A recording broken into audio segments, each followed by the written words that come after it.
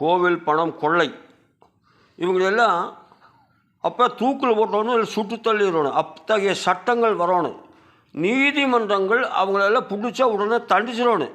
10 வருஷம் 20 வருஷம் ஒன்றுமில்லாமல் ஆகிப்போகுது. இந்த நிலை மாற்ற வேண்டும். அதற்குரிய சட்டங்கள் வர வேண்டும்.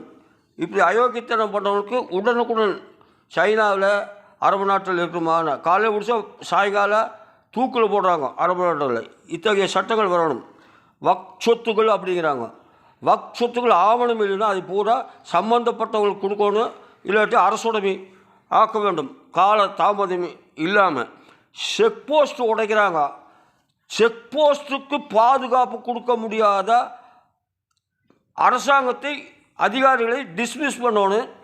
அந்த செக் போஸ்ட்டுகளுக்கு மத்திய அரசு பாதுகாப்பு கொடுக்கணும். செக் போஸ்ட் அடிக்கிறான அப்போ சுற்றணும். தயவுதாட்சியம் இல்லாமல் சுற்றணும். என்ன இது சட்டம் என்னது? ஏற்கனவே ஒருத்தர் செக் போஸ்ட்டு அடிச்சுன்னு இருக்கிற அவன் மேலே ஒன்றும் இல்லை. அவன் எம்எல்ஏ ஆகிட்டு மற்றவங்களுக்கு நாய் சொல்லிட்டு இருக்கிறான். இதுதான் சட்ட சம்பிரதாயமா? அரசுக்கு எதிராக, சட்டத்திற்கு எதிராக, நாட்டுக்கு எதிராக யாராவது ஏதாவது செய்தால் உடனே சுட்டு தள்ளிடணும். விசாரணை கூடாது. அந்த காலதாமதம் இல்லாமல் அந்த வழக்குகளை கோர்ட்டுகள் தீர்க்க வேண்டும்.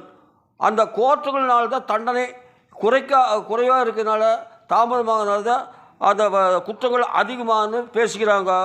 மக்களின் குரல். ஜெய் ஜெகத். விஸ்வகுரு பாரதம்.